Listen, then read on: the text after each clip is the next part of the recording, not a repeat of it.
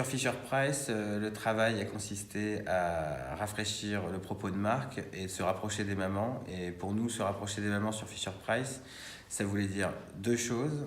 D'abord, il y avait la volonté de ne pas leur faire peser le poids de la charge mentale sur l'achat d'un jouet qui est quand même vraiment un moment de plaisir. Et dans un marché qui a oublié que l'un jouet, c'était aussi du plaisir. Donc on a remis beaucoup de plaisir sur l'achat du jouet, avec une communication qui est vraiment faite pour rire et les distraire, etc.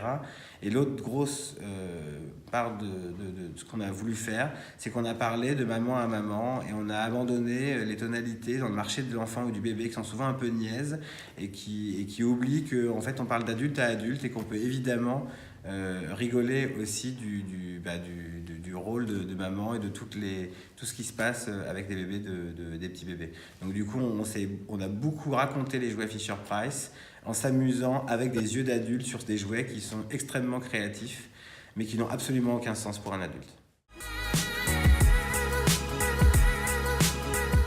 Oui, parce qu'en fait, on est la partie méconnue d'Artefact, donc voilà, parce qu'on est petit. Le poids du corps d'Artefact est évidemment sur le conseil en data et sur l'activation média après le rachat NetBooster. Nous, on est la part extrêmement congrue du chiffre d'affaires parce qu'on est jeune.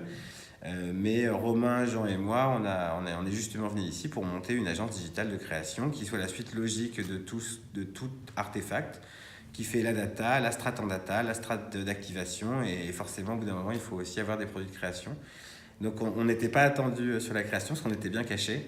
Mais en fait, nous, on a tout de suite vu dès le brief que cette marque avait besoin d'un coup de neuf. C'est une marque absolument géniale et surtout historique, très forte, mais elle était un peu à dépoussiérer, à rafraîchir.